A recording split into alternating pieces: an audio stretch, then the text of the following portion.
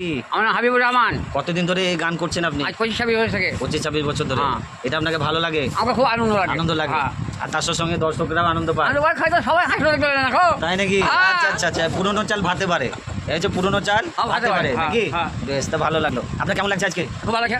আচ্ছা, কতদিন পর করলেন গানটা? এই 25-26 বছর পর।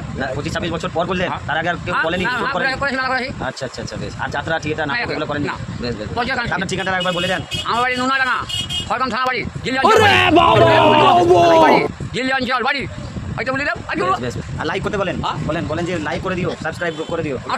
লাইক করে দিও। আমার লাইক করে দিয়ে তাড়াতাড়ি যা নামে ডাকে আর বলবো শাশুড়িকে, আরে তোমার বিধি বড় বলে রবিকে, আর সাইকেল নিব, ঘড়ি নিব, নিব লঙ্গরি, আর ছোট্ট দেখে করবো বিয়ে, দেখতে সুন্দরী।